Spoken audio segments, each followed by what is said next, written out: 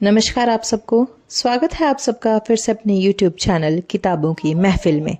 आज हम आपके लिए लेकर आए हैं मुंशी प्रेमचंद की कहानी सदगति।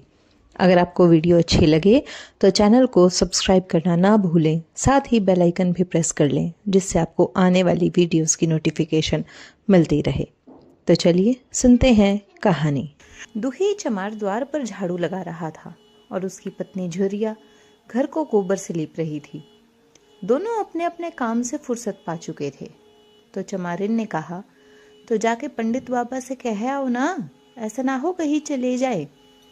दुखी, हाँ जाता हूँ, लेकिन यह तो सोच बैठेंगे किस चीज पर। झुरिया, कहीं से खटिया ना मिल जाएगी, ठकुराने से मांग लाना। दुखी, तू तो कभी कभी ऐसी बात कह देती है कि देह जल जाती है। ठकुराने वाले मुझे खटिया देंगे? आग तक तो घर से निकलती नहीं, खटिया देंगे? क्या थाने में जाकर एक लोटा पानी मांगू तो न मिले? भला खटिया कौन देगा? हमारे उपले सेंठे भूसा लकड़ी थोड़े ही हैं जो चाहे उठा ले जाएं। ले अपनी खटोली धोकर रख दे, गर्मी के तो दिन हैं, उनके आते आते सूख जाएगी।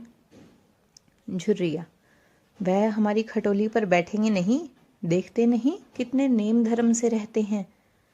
दुखी ने जरा चिंतित होकर कहा, हाँ यह बात तो है, महुए के पत्ते तोड़कर एक पत्तल बना लूं तो ठीक हो जाए। पत्तल में बड़े बड़े आदमी खाते हैं, वह पवित्र है। ला तो डंडा, पत्ते तोड़ लूं। झुर्रिया, पत्तल मैं बना लूंगी, तुम जाओ, लेकिन हाँ उन्हें सीधा भी तो देना होगा, अपनी थाली में रख दूं। दुखी, ऐसा गजब ना करना, नहीं तो सीधा भी जाए और थाली भी फूटे। बाबा थाली उठाकर पटक देंगे, उनको बड़ी जल्दी विरोध चढ़ जाता है। क्रोध में पंडिताइन तक को छोड़ते नहीं, लड़के को ऐसा पीटा कि आज तक टूटा हाथ लिए फिरता है। पत्तल में सीधा भी देना, हाँ छूना भी मत।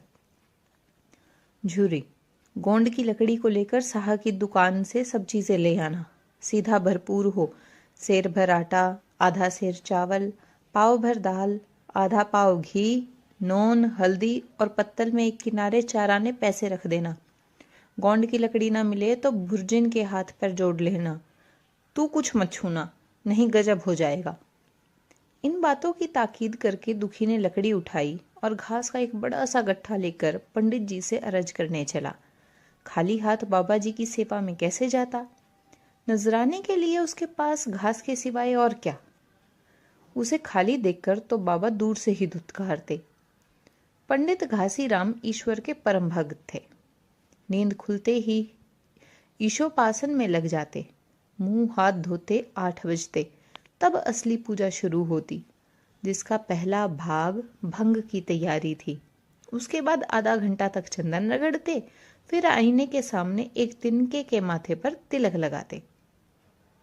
चंदन की 2 रेखाओं के बीच में लाल रोरी की बिंदी होती थी। फिर छाती पर बाहों पर चंदन की गोल गोल मुद्रिकाएं बनाते। फिर ठाकुर जी की मूर्ति निकालकर उसे नहलाते, चंदन लगाते, फूल चढ़ाते, आरती करते, घंटी बजाते। 10 बजते बजते वह पूजन से उठते और भंग छान कर बाहर आते। तब तक 2-4 जजमान द्वार पर आ जाते। ईशोपासन का तत्काल फल मिल जाता, वही उनकी खेती थी। आज वह पूजन गृह से निकले तो देखा दुखी चमार घास का एक गट्ठा लिए बैठा है।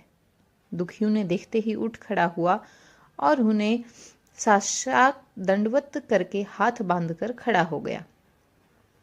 यह तेजस्वी मूर्ति देखकर उसका हृदय श्रद्धा से परिपूर्ण हो गया। कितनी दिव्य मूर्ति थी! छोटा सा गोल मटोल आदमी, चिकना सिर, फूले गाल, ब्रह्मा तेज से प्रदीप आंखें। रोरी और चंदन देवताओं की प्रतिभा प्रदान कर रही थी। दुखी को देखकर श्रीमुख से बोले, आज कैसे चला रे दुखिया? दुखी सिर झुकाकर कहा, बेटी की सगाई कर रहा हूं महाराज, कुछ साइद सगुन विचारना है, कब मर्जी होगी? घासी, आज मुझे छुट्टी नहीं, हाँ सांझ तक आ जाऊंगा। दुखी, नहीं महाराज, जल्दी मर्जी हो जाए, सब सामान ठीक कर आया हूं, यह घास का रख दूं? घासी, इस गाय के सामने डाल दे और जरा झाड़ू लेकर द्वार तो साफ कर दे। यह बैठक भी कई दिनों से लीपी नहीं गई, उसे भी गोबर से लीप दे। तब तक मैं भोजन कर लूं, फिर जरा आराम करके चलूंगा। हाँ, यह लकड़ी भी चीर देना। खलिहान में 4 खांसी भूसा पड़ा है, उसे भी उठा लाना और भूसोली में रख देना। दुखी फौरन हुक्म की तालीम करने लगा। द्वार पर झाड़ू लगाई, बैठक को गोबर से लीपा। तब 12 बज गए। पंडित जी भोजन करके चले गए। दुखी ने सुबह से कुछ नहीं खाया था, उसे भी जोर की भूख लगी थी, पर वहां खाने को क्या धरा था। घर वहां से मील भर था, वहां खाने चला जाए तो पंडित जी बिगड़ जाएं। बेचारे ने भूख दबाई और लकड़ी फाड़ने लगा।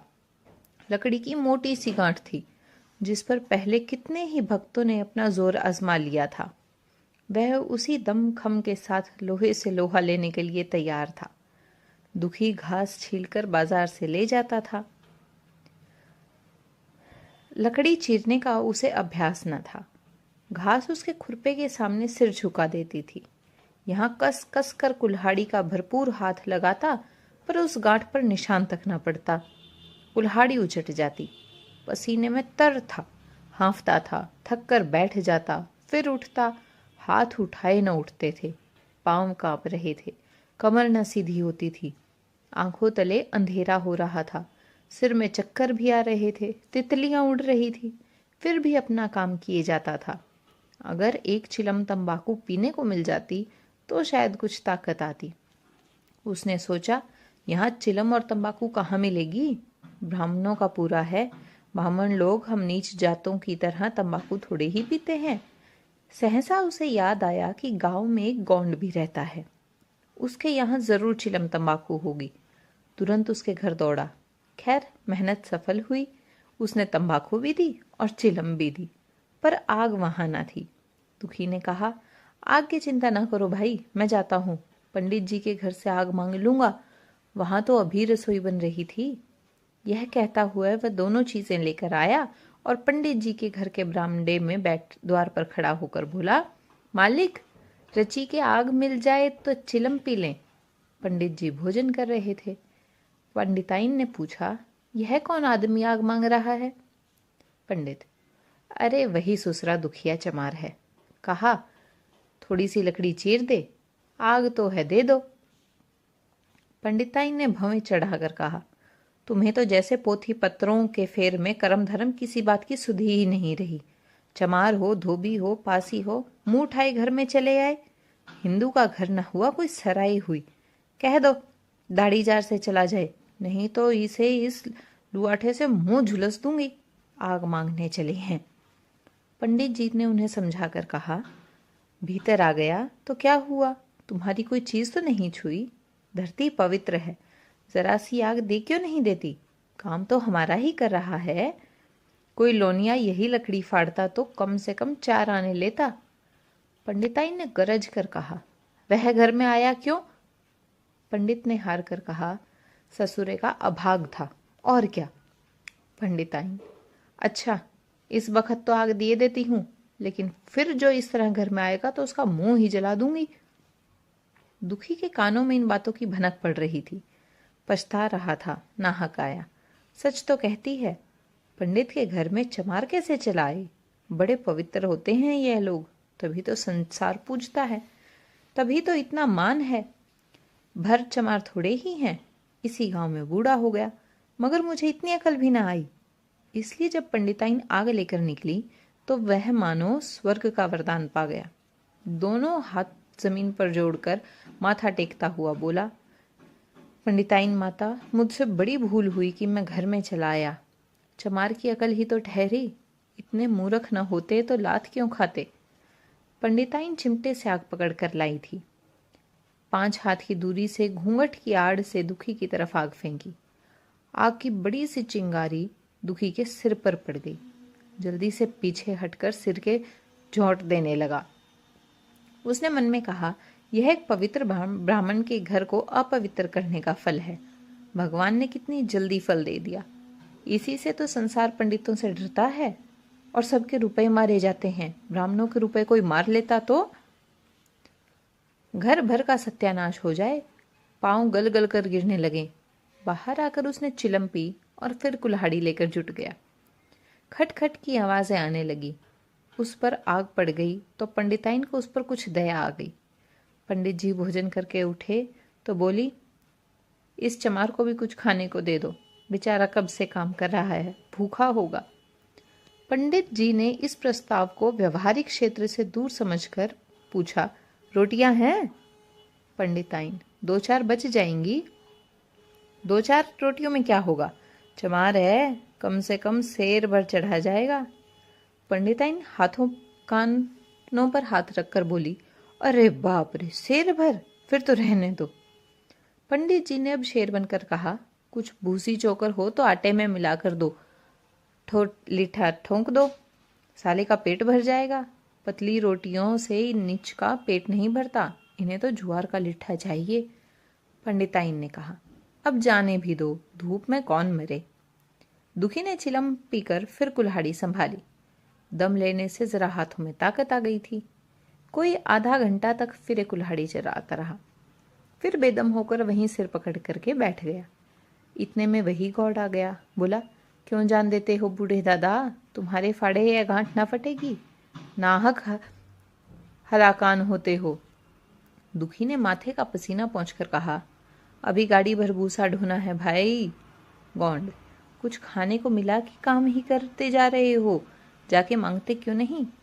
दुखी, कैसी बात करते हो चिखुरी, ब्राह्मण की रोटी हमको पचेगी।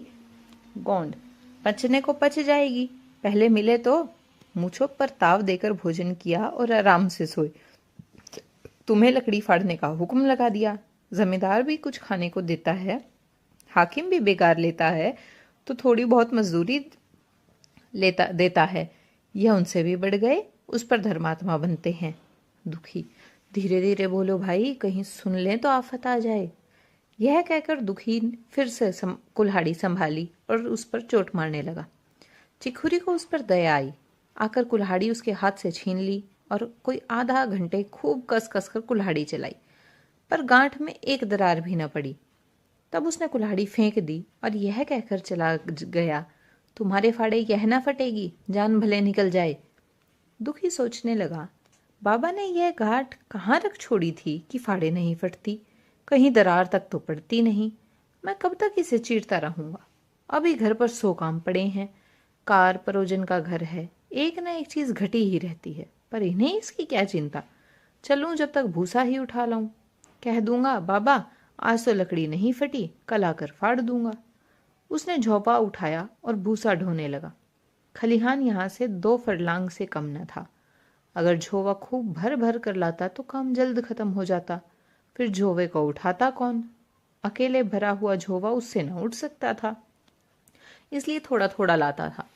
4 बजे कहीं भूसा खत्म हुआ। पंडित जी की नींद भी खुली, हाथ मुंह धोया, पान खाया और बाहर निकले। देखा तो दुखी झोवा सिर पर ढो रहा है। दुखी झोवा सिर पर रखे सो रहा है। जोर से बोले, अरे दुखिया, तू सो रहा है? लकड़ी तो अभी ज्यों की त्यों पड़ी हुई है, इतनी देर तू करता क्या? मुट्ठी भर भूसा ढोने में सांझ कर दी, उस पर सो रहा है। उठा ले कुल्हाड़ी और लकड़ी फाड़ डाल, तुझसे जरा भी लकड़ी नहीं फटती, वैसी की वैसी पड़ी है, मुझे दोष मत देना। इसी से कहा है कि नीच के घर में खाने को हुआ और उसकी आंख बदली। दुखी ने फिर कुल्हाड़ी उठाई। जो बातें पहले से सोच रखी थी वह सब भूल गई। पेट पीठ में धंसा जाता था। आज सवेरे जलपान तक न किया था, अवकाश ही न मिला। उठना ही पहाड़ मालूम होता था, जी डूबा जाता था, पर दिल को समझा कर उठा। पंडित हैं, कहीं साहित्य ठीक ना विचारें तो फिर सत्यानाश ही हो जाए। जब भी तो संसार में इतना मान है, साहित्य का ही तो सब खेल है, चाहे बिगाड़ दे। पंडित जी गांठ के पास आकर खड़े हो गए और बढ़ावा देने लगे। हाँ, मार इसके, और मार कस के, मार, अब इस जोर से मार, तेरे हाथ में तो जैसे दम ही नहीं है, लगा कस के। खड़ा सोचने क्या लगता है? हाँ, बस फटा ही चाहती है, दे उसी दरार में।